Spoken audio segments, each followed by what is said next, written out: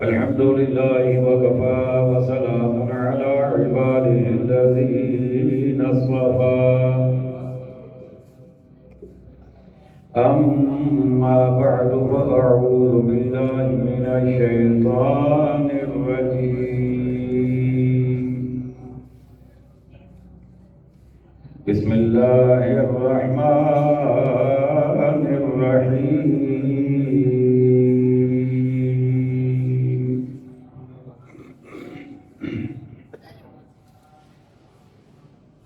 لن تنالوا البر حتى تنفقوا مما تحبون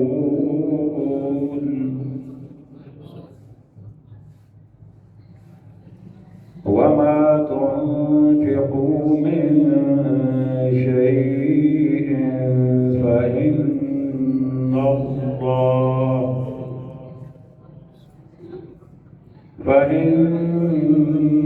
الله به عليم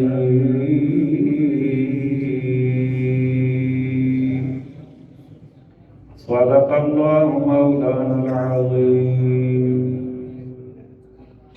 مل کر پڑھیے صلی اللہ علیہ یا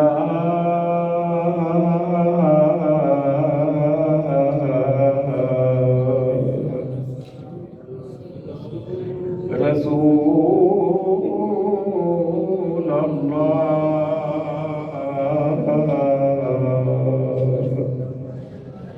وسلم علیہ یا حبیب اللہ پھر پڑھیے صلی اللہ علیہ یا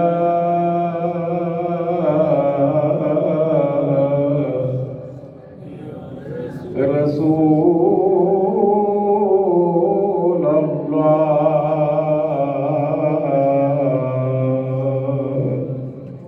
وسلم علیک یا حبیب اللہ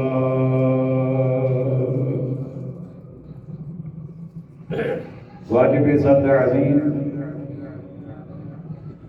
سامعین محتشم حاضرین مکرم عشاقان مصطفیٰ کریم علیہ السلام جانتساران صحابہ کرام محبان اہل بیت العظام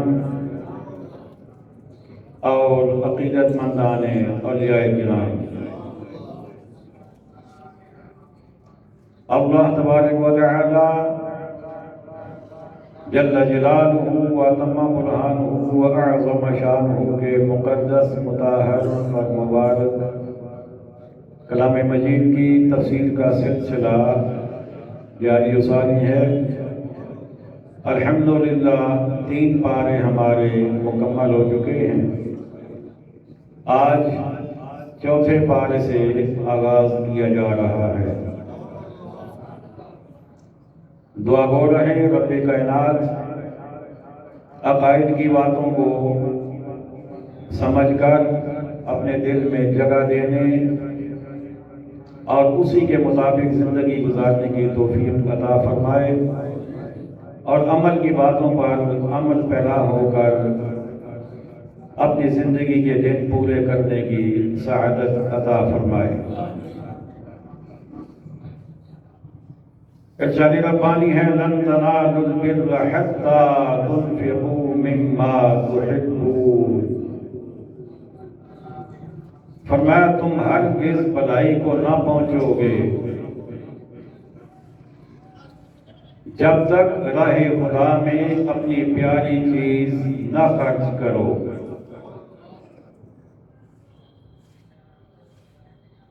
اس آیہ کریمہ میں خالق کائنات نے اپنے محبوب کریم علیہ السلام کے غلاموں کو ارشاد فرمایا کہ ایک تو تم نے راہ خدا میں خرچ کرنا ہے اور دوسرا تم نے اپنی پیاری چیز خرچ کرنی ہے، پسندیدہ چیز، ردی چیز نہیں۔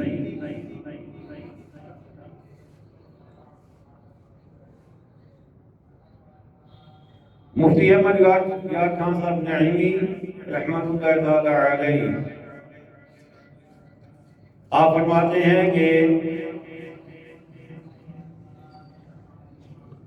اس آیت کریمہ میں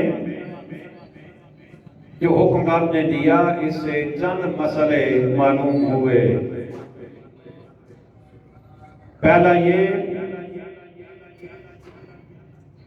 کہ سارا مال خرچ کرنے کا حکم نہیں ہے، کچھ مال خرچ کرنا ہے۔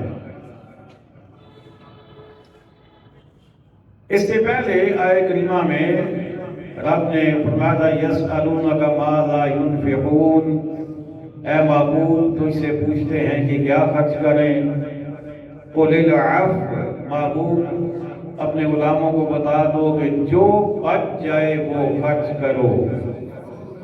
کیا حکم تھا؟ جو بچ جائے وہ خرچ کر ڈالو۔ مطلب یہ کہ اگر دن کو تم نے 1000 روپیہ کمایا ہے اور تمہارے کھانے پینے پہ، تمہارے بیوی بچوں کے اخراجات پہ 500 روپیہ خرچ ہوا تو باقی 500 تم اللہ کے نام پہ دے ڈالو، اگلے دن کے لیے کچھ بچانا نہیں ہے۔ لیکن پھر رب نے کرم فرمایا اور رب نے زکوٰۃ فرض کر دی 2.5%، 2.5%، یعنی 100 میں سے 2.5 روپے باقی مال جمع کرنے کی اجازت مل گئی۔ تو یہاں بھی رب نے یہ نہیں فرمایا کہ تم سارا مال خرچ کرو، بلکہ فرمایا کہ کچھ خرچ کرو اور کچھ اپنے لیے بچا لو۔ اور دوسرا اس آیت کریمہ سے یہ بھی مسئلہ معلوم ہوتا ہے کہ ہر مال میں سے خرچ کرو۔ یہاں کسی ایک چیز کی بات نہیں ہے کہ تم پیسوں میں سے خرچ کرو یا تم اناج میں سے، غلے میں سے، سبزیوں میں سے، پھلوں میں سے، کسی چیز کا نام نہیں ہے۔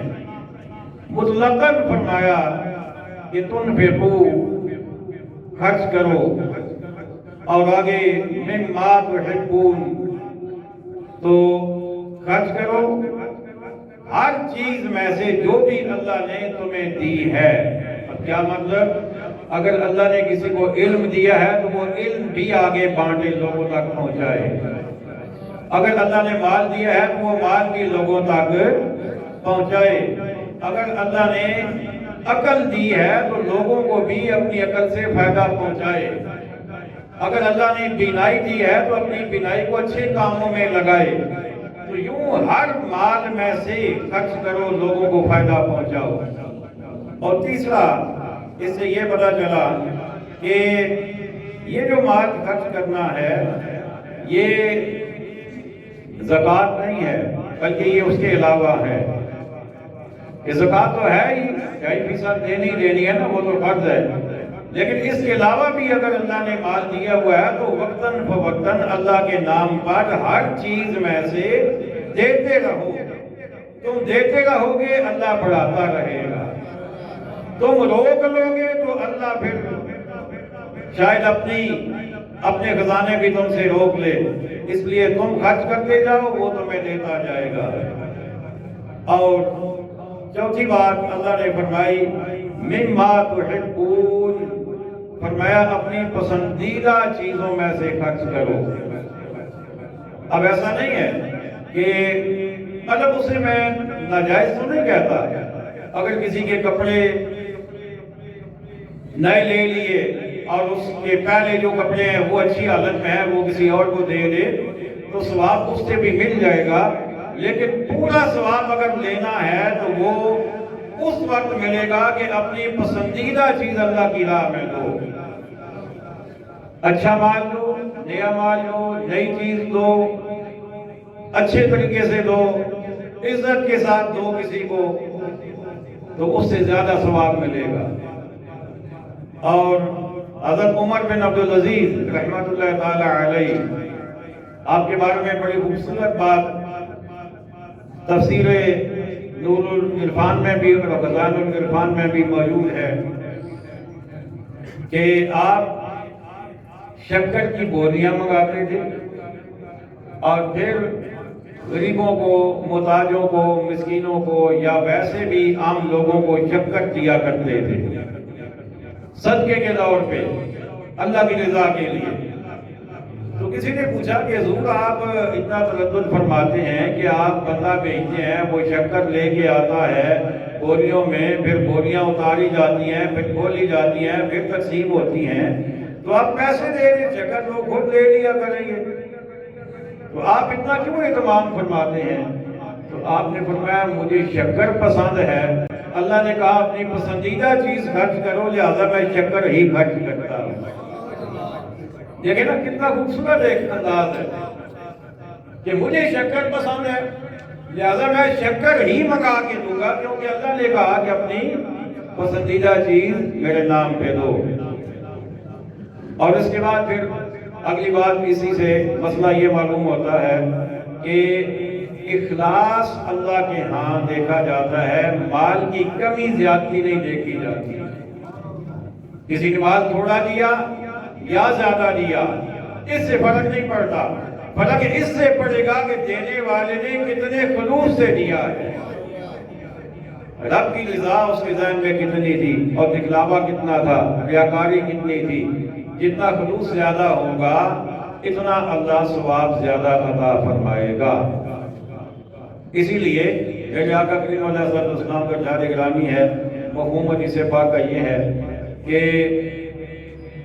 عام لوگوں سے، ہم جیسے لوگوں سے کہا گیا کہ اگر تم پہاڑ جتنا سونا بھی خرچ کر دو تو پھر بھی تمہیں اتنا ثواب نہیں ملے گا جتنا صحابی ایک مٹھی جو خرچ کرتے تو اسے ملے گا۔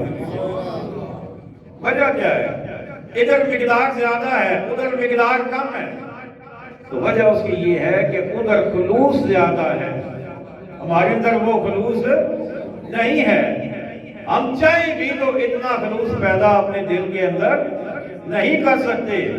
اس لیے آپ نے فرمایا کہ لن تنالوا البر حتى تنفقوا مما تحبون، فرمایا تم ہرگز بھلائی کو نہ پہنچو گے، یعنی بھلائی کی جو معراج ہے، بلندی ہے، اس تک نہیں پہنچو گے جب تک راہ خدا میں اپنی پیاری چیز نہ خرچ کرو۔ اور پھر کیا فرمایا؟ وَمَا تُنْفِقُوا مِنْ شَيْءٍ فَإِنَّ اللَّهَ بِهِ عَلِيمٌ، فرمایا اور تم جو کچھ خرچ کرو اللہ کو معلوم ہے۔ یعنی یہ مت سوچنا کہ میں اللہ کے نام پہ دے رہا ہوں، پتہ نہیں میرا جمع بھی ہو رہا ہے یا نہیں، یا کوئی ریکارڈ بھی اس کا ہے یا نہیں۔ اور آپ نے فرمایا کہ اللہ کو معلوم ہے تم جو کچھ دے رہے ہو، اور جس نیت سے دے رہے ہو اللہ وہ بھی جانتا ہے، جتنے خلوص سے دے رہے ہو اللہ وہ بھی جانتا ہے۔ كل الطعام كان حلا لبني إسرائيل إلا ما حرم إسرائيل على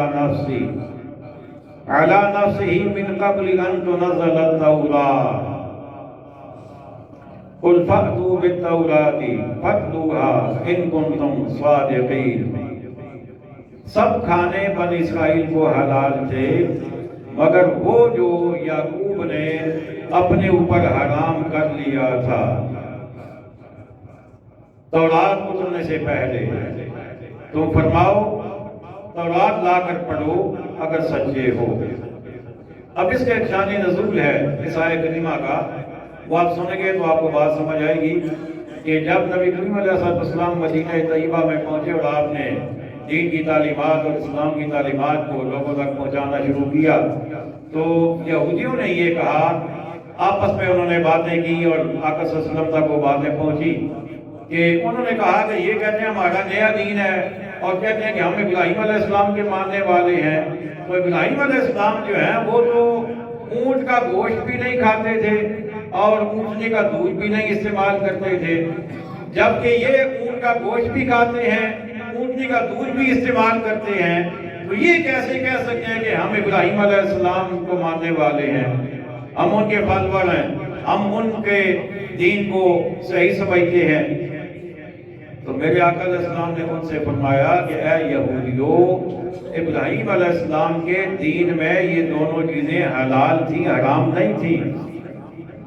تمہاری غلط فہمی ہے کہ ان کے دین میں یہ چیزیں حرام تھیں۔ انہوں نے کہا نہیں، یہ تو نوح علیہ السلام کے دور سے حرام چلی آ رہی ہیں، اور ابراہیم علیہ السلام کے دور میں بھی حرام تھی، تو آپ کو بھی یہ استعمال نہیں کرنی چاہیے۔ میرے آقا علیہ السلام نے ارشاد فرمایا کہ اچھا، اگر تم یہ کہتے ہو نا کہ یہ نوح علیہ السلام کے دور سے حرام چلی آ رہی ہیں، تو لاؤ تورات ذرا پڑھو میرے سامنے، اس میں کہاں یہ لکھا ہے، دکھاؤ مجھے۔ بات سمجھ آ رہی ہے کوئی نہیں؟ اب اگلی بات یہ ہے، آپ کو میرا ایمان جس سے تازہ ہوگا، ہمارے دلوں کو تشفی ہوگی، تسلی ہوگی، سکون ملے گا، سرور ملے گا، وہ بات یہ ہے کہ آقا کریم علیہ السلام امی تھے۔ کیا تھے؟ امی۔ امی کا مطلب یہ ہوتا ہے جس نے دنیا میں آ کر کسی سے پڑھنا لکھنا نہ سیکھا، جس کا کوئی دنیاوی استاد نہ ہو۔ تو آقا کریم علیہ السلام بظاہر تورات شریف نہیں پڑھتے تھے کیونکہ آپ امی تھے، لیکن آقا علیہ السلام نے فرمایا لاؤ تورات ذرا پڑھو میرے سامنے کہاں لکھا ہے۔ تو اس کا مطلب یہ ہوا کہ آقا علیہ السلام تورات پڑھتے نہیں تھے، لیکن جانتے سب کچھ تھے جو اللہ نے تورات میں لکھا ہے، جو اللہ نے تورات میں نازل فرمایا ہے۔ اسی لیے تو چیلنج کیا، فرمایا لاؤ تورات، دکھاؤ مجھے کہاں لکھا ہے جو تم کہہ رہے ہو۔ تو انہوں نے جب یہ سنا تو انہوں نے کہا نہیں، ہمارے پاس تورات میں تو کہیں نہیں لکھا ہوا، ہمارے پاس تو کوئی حوالہ نہیں ہے۔ تو فرمایا پھر تم کیسے کہہ رہے ہو؟ میں جو تمہیں بتا رہا ہوں کہ حضرت ابراہیم علیہ السلام کے دور میں یہ چیزیں حرام نہیں تھیں، اور ان کی شریعت میں یہ حرام نہیں تھی۔ پھر رب نے قرآن نازل فرما دیا، فرمایا محبوب انہیں بتا دو کہ سب کھانے بنی اسرائیل کو حلال تھے، اور بنی اسرائیل تو ابراہیم علیہ السلام کے بعد آئے نا، ابراہیم علیہ السلام اس سے پہلے تھے، تو بنی اسرائیل کو حلال تھے، یعنی اوپر سے حلال چلے آ رہے تھے۔ لیکن حضرت یعقوب علیہ السلام نے اپنی کسی وجہ سے، پرہیز کی وجہ سے یا کسی وجہ سے، انہوں نے اپنے اوپر ان دونوں چیزوں کو حرام کر لیا تھا، یعنی کھانے سے وہ رک گئے تھے، ان دونوں چیزوں کو استعمال نہیں فرماتے تھے، حالانکہ اللہ کی طرف سے کوئی حکم نہیں تھا۔ اچھا، یہاں سے یہ بھی پتہ چلتا ہے کہ اس دور کے انبیاء کو یہ اجازت تھی کہ وہ اپنے لیے جس چیز کو چاہتے وہ حرام کر سکتے تھے، اسے اپنے آپ کو دور کر سکتے تھے۔ تو حضرت یعقوب علیہ السلام نے اپنے اوپر ان چیزوں کو بند کیا، اور پھر ان کی نسل میں یہ چیزیں نسل در نسل چلتی آئیں۔ تو آقا علیہ السلام نے اور رب کے قرآن نے یہ فرمایا کہ تم ابراہیم علیہ السلام کی بات کرتے ہو، ابراہیم علیہ السلام کے دور میں یہ چیزیں جائز تھیں، بعد میں یعقوب علیہ السلام نے اپنے لیے ان چیزوں کو روک دیا، تو پھر آگے ان کی نسل میں چلتی آئیں اور تم تک پہنچ گئی۔ فَمَنِ افْتَرَىٰ عَلَى اللَّهِ الْكَذِبَ مِن بَعْدِ ذَلِكَ فَأُولَٰئِكَ هُمُ الظَّالِمُونَ۔ تو اس کے بعد جو اللہ پر جھوٹ باندھے تو وہی ظالم ہیں۔ اب یہاں پر قابل غور بات یہ ہے کہ وہ تو نبی پر جھوٹ باندھ رہے تھے، نبی کے بارے میں غلط بیانی کر رہے تھے، اللہ کے بارے میں تو انہوں نے غلط بیانی نہیں کی، بات ہی نہیں کی اللہ کے بارے میں، بات ہی نبی کے بارے میں ہو رہی تھی، ابراہیم علیہ السلام کے بارے میں، ان کے بارے میں انہوں نے غلط بیانی کی۔ جبکہ رب یہ فرما رہا ہے تو اس کے بعد جو اللہ پر جھوٹ باندھے، تو پتہ یہ چلا کہ نبی کو جھوٹا کہنا دراصل خدا کو جھوٹا کہنا ہے۔ بات سمجھ آ گئی ہے آپ کو؟ نبی پر اعتراض کرنا دراصل اللہ پر اعتراض کرنا ہے، نبی کو جھوٹا کہنا اللہ کو جھوٹا کہنا ہے۔ اس لیے آپ نے فرمایا تو اس کے بعد جو اللہ پر جھوٹ باندھے تو وہی ظالم ہے۔ قل تم فرماؤ صدق اللہ، اللہ سچا ہے۔ فاتبعوا ملت ابراہیم حنیفا، تو ابراہیم کے دین پر چلو جو ہر باطل سے جدا تھے۔ اس سے پہلے ایک آیت کریمہ گزری ہے جس میں ابراہیم علیہ السلام کے بارے میں حنیفم مسلمہ کے الفاظ آئے ہیں، اور میں نے وہاں پر اچھی خاصی وضاحت کی تھی، لیکن میں تھوڑا سا پھر حوالہ دے دینا چاہتا ہوں کہ آج کل بھی بعض لوگ کہتے ہیں جی ہم تو سیدھے سادے مسلمان ہیں۔ کیا کہتے ہیں؟ ہم تو سیدھے مسلمان ہیں جی، بس باقی ہم کچھ نہیں جانتے۔ یہ حنفی کیا ہوتا ہے، یہ مالکی کیا ہوتا ہے، شافعی کیا ہوتا ہے، بریلوی کیا ہوتا ہے، دیوبندی کیا ہوتا ہے، ہم سیدھے سادے مسلمان ہیں۔ جبکہ قرآن یہ کہتا ہے ابراہیم علیہ السلام صرف مسلم نہیں تھے بلکہ حنیف بھی تھے۔ حنیف کا مطلب یہ کہ ہر باطل سے اپنے آپ کو دور رکھنے والے بھی تھے، ہر باطل سے اپنے آپ کو دور رکھنے والے تھے۔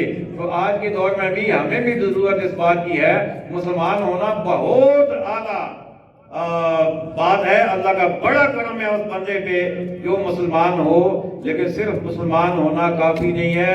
جو مسلمان کہلوا کر غلط عقائد اور نظریات والے ہیں ان سے اپنے آپ کو بچانا بھی ضروری ہے، ان سے اپنے آپ کو بچانا بھی ضروری ہے، ان سے اپنے آپ کو دور رکھنا بھی ضروری ہے۔ اب جیسے دیکھیں نا، میں ایک مثال آپ کو دے دیتا ہوں۔ قادیانی اپنے آپ کو مسلمان ہی کہتے ہیں نا، بولیے تو صحیح نا، مسلمان ہی کہتے ہیں نا، لیکن کیا آپ اپنے آپ کو ان جیسا بنانا چاہتے ہیں؟ کیا آپ کہیں گے کہ ہم ان جیسے ہیں؟ ہرگز نہیں۔ آپ ہمیشہ یہ کہیں گے کہ ان کا نظریہ غلط ہے۔ ہمارا عقیدہ ہے کہ آقا کے بعد کوئی نبی نہیں ہے، تو ان سے اپنے آپ کو الگ رکھنا ضروری ہے۔ ایسے ہی اور بھی جو باطل پرست لوگ ہیں، باطل نظریات والے لوگ ہیں، ان سے اپنے آپ کو بچانا ضروری ہے۔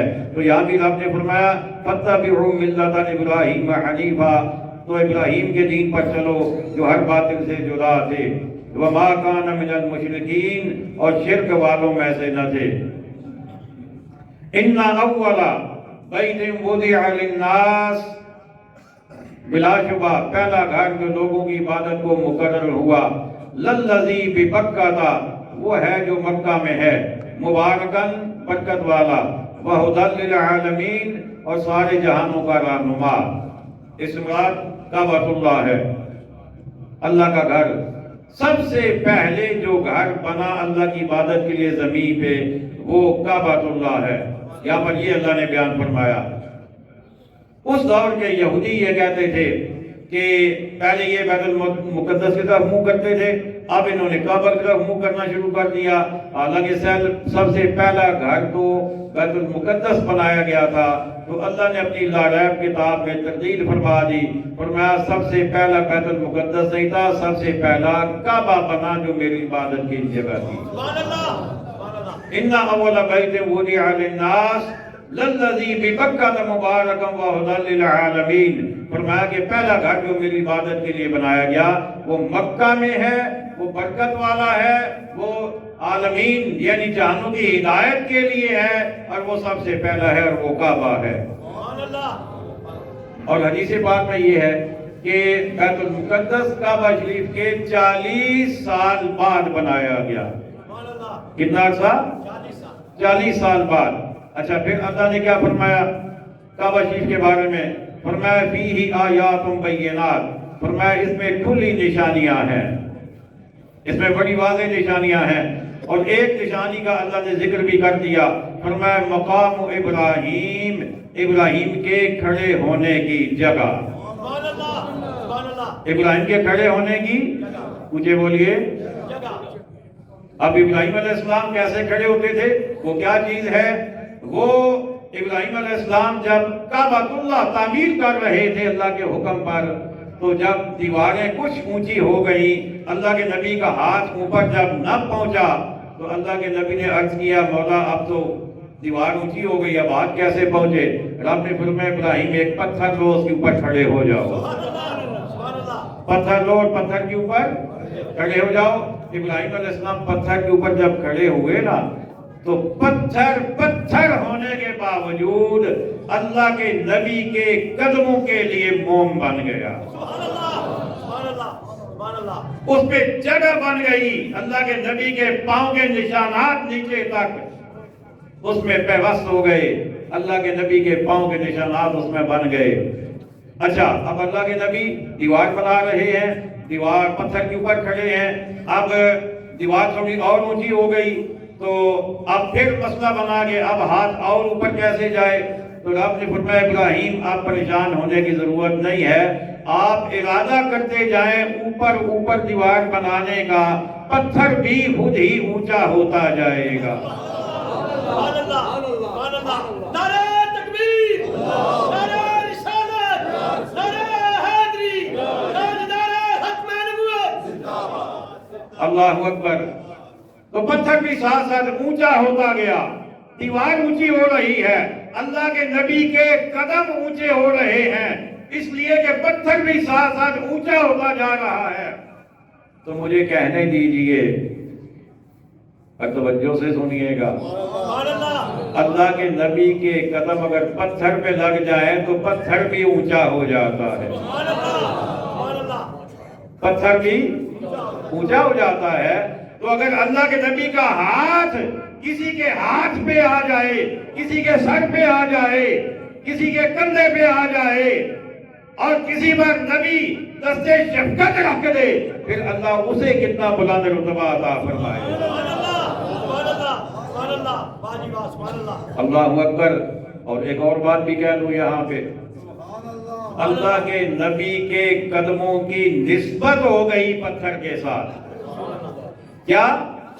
مجھے بولیے، نسبت ہو گئی، اللہ کے نبی کے قدموں کی نسبت ہو گئی پتھر کے ساتھ، تو اللہ نے پتھر کو بھی بلند کر دیا۔ تو جب اللہ کے نبی ابراہیم علیہ السلام کی نسبت پتھر کے ساتھ ہو جائے وہ بلند ہو جاتا ہے، تو جب رسول اللہ کی نسبت صدیق اکبر کے ساتھ ہو جائے، کہیے نا سبحان اللہ۔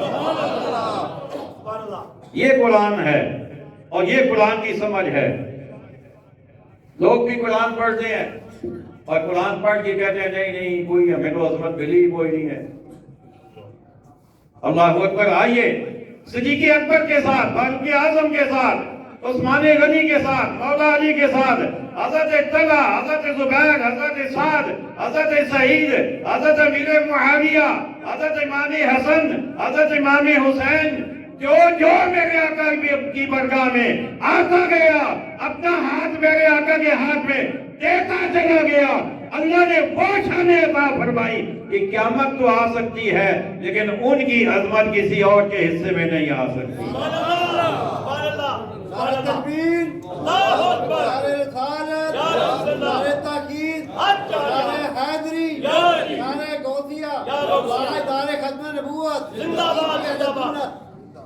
وہ نسبت چاہے در کی ہو، وہ نسبت چاہے گھر کی ہو۔ سبحان اللہ، سبحان اللہ۔ توجہ ہے آپ کی؟ مجھے پھر آپ کی طرف سے داد تو چاہیے نا۔ وہ نسبت چاہے در کی ہو چاہے گھر کی ہو۔ لوگ کہتے ہیں وہ در والے ہیں یہ گھر والے ہیں، میں نے کہا در والوں کو بھی آقا محروم نہیں کرتے، گھر والوں کو بھی آقا محروم نہیں کرتے، وہ کوئی اور ہوں گے جو فرق رکھتے ہوں گے۔ آقا نے انہیں بھی نوازا ہے، آقا نے انہیں بھی نوازا ہے۔ اگر تمہارا یہ خیال ہے کہ آقا نے گھر والوں کو زیادہ نوازا ہے، در والوں کو کم نوازا ہے، تو میں سمجھتا ہوں یہ آقا پر تم اعتراض کر رہے ہو، تم یہ آقا پر انگلی اٹھا رہے ہو کہ انہوں نے فرق کیا، جبکہ آقا فرق کرنے والے نہیں تھے۔ اللہ اکبر۔ اچھا، وہ پتھر جو ہے اب دیواریں مکمل ہو گئی، اب اس پتھر کا کیا بنا؟ رب نے فرمایا اے میرے پیارے ابراہیم، اب اس پتھر کو ہم پسے پردہ نہیں جانے دیں گے، اب ہم اس پتھر کو نسیم منسیہ نہیں ہونے دیں گے۔ بھولا بسرا نہیں ہونے دیں گے۔ اب پھر کیا ہوا؟ اب جو حاجی صاحبان حج کر کے آئے ہیں یا جو صاحبان عمرہ کر کے آئے ہیں یا آج کل تو انٹرنیٹ کا دور ہے، آپ دیکھیں کہ کعبۃ اللہ جو ہے، وہ جو کمرہ کعبۃ اللہ جس کے اوپر غلاف ہے، سیاہ غلاف ہے، اس کے سامنے آپ کو ایک سٹینڈ نظر آئے گا، اس کے اندر پتھر نظر آئے گا۔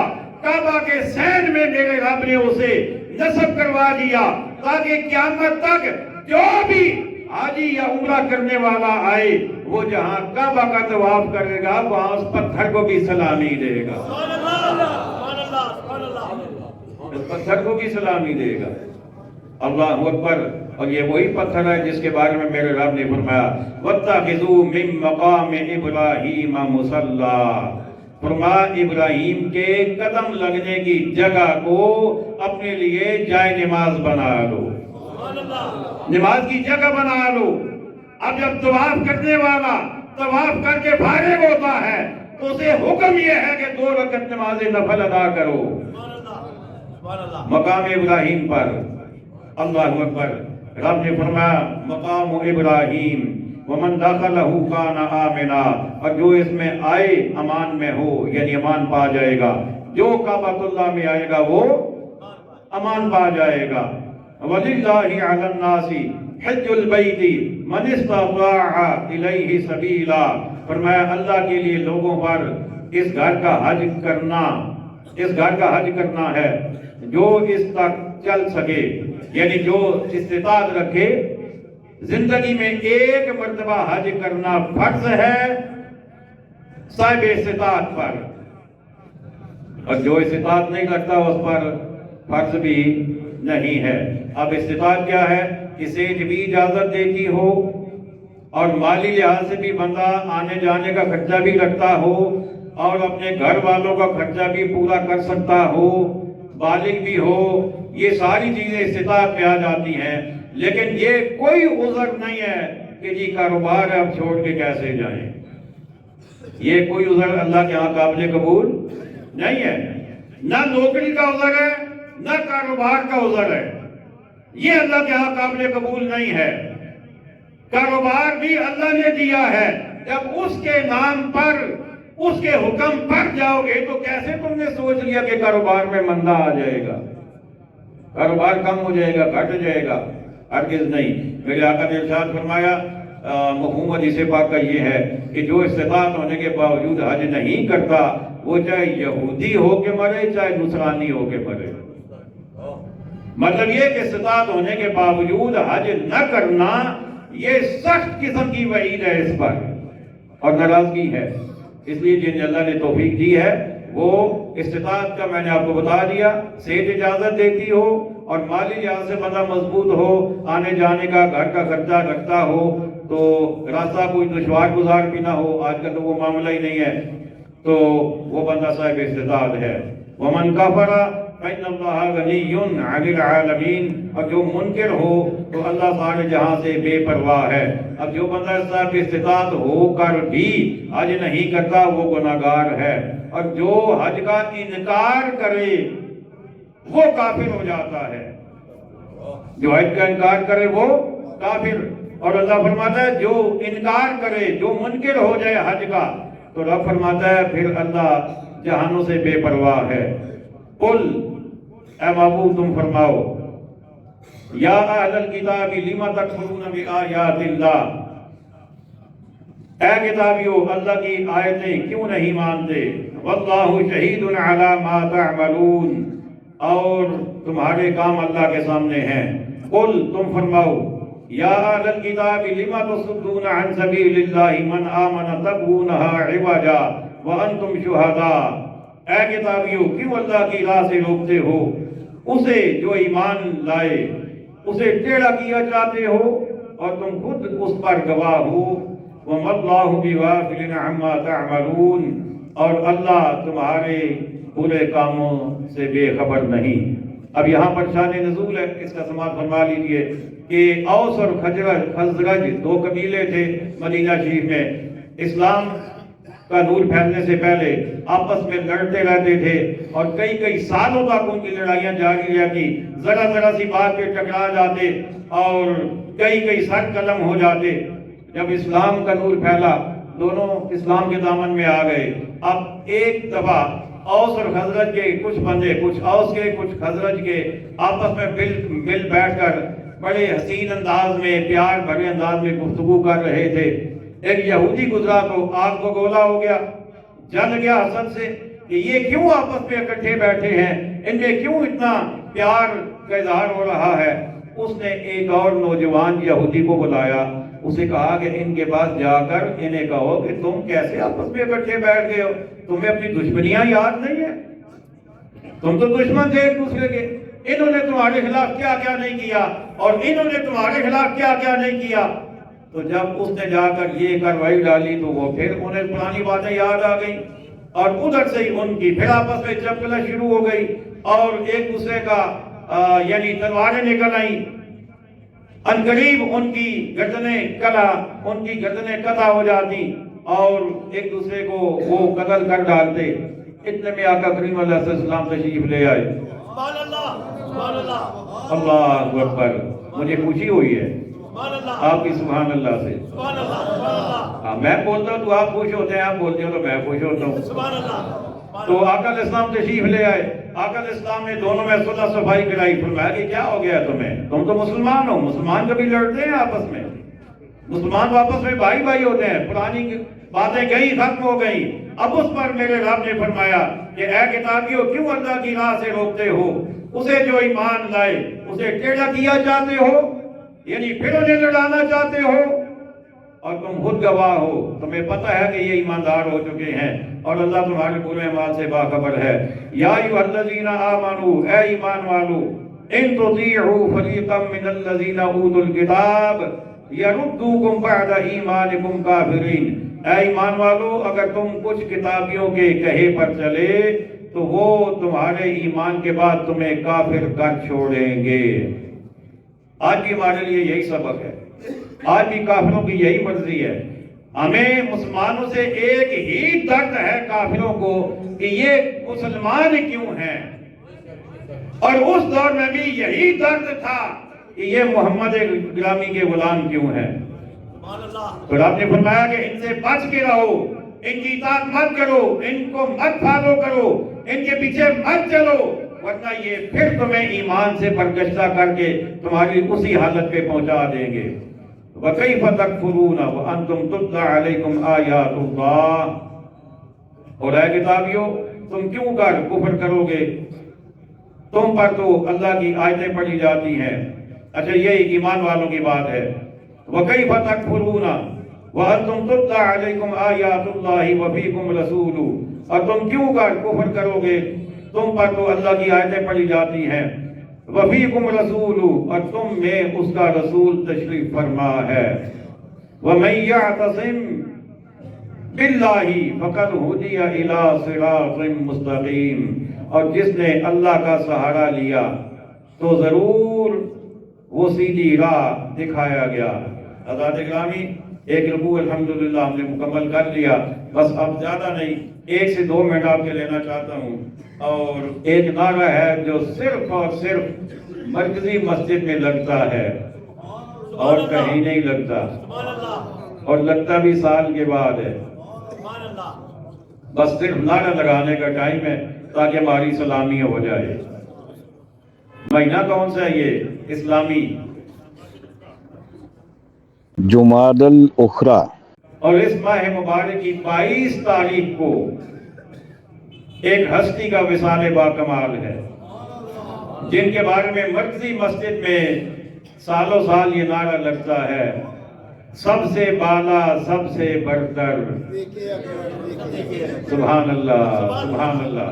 دیکھیں نا، آپ کو یاد ہے، آپ کی یاداشت ماشاءاللہ بہت اچھی ہے، پورے سال کے بعد بھی آپ یاد رکھتے ہیں۔ اب ذرا سارے مل کے، سب سے بالا، سب سے برتر، صدیق اکبر، صدیق اکبر، اونچی آواز سے، سب سے بالا، سب سے برتر۔ انہی کے بارے میں اعلیٰ حضرت نے اور باقی تمام علماء اہل سنت کا اتفاق ہے افضل الناس بعد الانبیاء بالتحقیق، کہ تحقیق یہ ہے کہ نبیوں کے بعد سب سے والا اعلیٰ مرتبہ جس کا ہے وہ سیدہ صدیق اکبر رضی اللہ تعالیٰ عنہ کی ذات گرامی ہے۔ ہماری طرف سے آپ کو ہزاروں سلام ہوں، وما علینا الا البلاغ المبین۔